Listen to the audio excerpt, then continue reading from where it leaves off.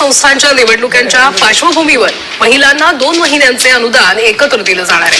दरम्यान राज्य सरकारने या योजनेतील सुमारे 2,42,00,000 लाभार्थ्यांना अनिवार्य केलेली केवायसी केवळ 1,60,00,000 महिलांनी केल्याचं महिला आणि बाल विकास विभागातील अधिकाऱ्यांनी सांगितलंय। तर बघा, सगळ्यात महत्त्वाची माहिती, सगळ्यात मोठी गुड न्यूज, सर्वात मोठी आनंदाची बातमी, बिग ब्रेकिंग न्यूज सर्व लाडक्या बहिणींसाठी आहे। लाडकी बहीण योजना हप्त्याबाबत मोठी घोषणा। लाडकी बहीण योजनेच्या हप्त्याबाबत सर्वात मोठी घोषणा करण्यात आली आहे। पाहू शकता बघा, बिग ब्रेकिंग न्यूज आहे। लाडक्या बहिणींसाठी सर्वात मोठी आनंदाची बातमी, मिळणार 3,000 रुपये।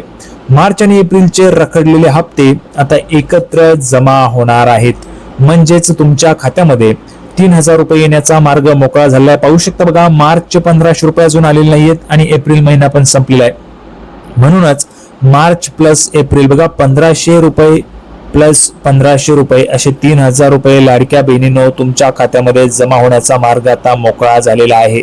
सगळ्यात महत्वाची माहिती आहे, सगळ्यात मोठ्या आनंदाची बातमी लाडक्या बहिणींनो तुमच्यासाठी आहे।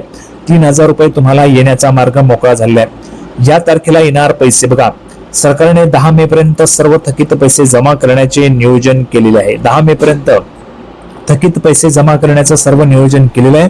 आपल्या मोबाईलवर येणाऱ्या मेसेजकडे लक्ष ठेवा बघा, तुमच्या मोबाईलवर जो SMS येतो त्या SMS कडे लक्ष असू द्या। केव्हाही तुम्हाला लाडकी बहीण योजनेचे पैसे जमा झाल्याचा मेसेज तुमच्या मोबाईलवर पाहायला मिळू शकतो, त्याच्यामुळे सगळ्यांनी लक्ष असू द्यायचं आहे। यादीतून नाव कमी बघा, E-KYC न केल्यामुळे अनेक महिलांचे पैसे अडकू शकतात। ज्या महिलांनी E-KYC केलेली नाहीये त्या महिलांचे पैसे अडकू शकणार आहेत, कारण E-KYC करणं गरजेचं होतं। बघा, 2 पद्धतीने E-KYC होते, एक बँकेची असते अकाउंटची E-KYC ती वेगळी, लाडकी बहीण योजनेची KYC वेगळी। लाडकी बहीण योजनेची जर तुम्ही KYC केली नसेल तर तुम्हाला पैसे येणार नाहीयेत, आणि जर तुम्ही लाडकी बहीण योजनेची KYC केली असेल, बँकेची KYC केली नसेल तरी देखील लवकरात लवकर बँकेची KYC करून घ्या, म्हणजे जेणेकरून तुम्हाला तुमचे पैसे जे आहेत ते त्या अडकू शकणार नाहीयेत। जर तुम्ही E-KYC केली नसेल तर तुमचे पैसे अडकू शकतात, त्यामुळे आपले स्टेटस एकदा नक्की तपासायचं आहे। काय करावं, तुमचं बँक खातं आधार कार्डशी लिंक असल्याची खात्री करा, तरच पैसे जमा होतील।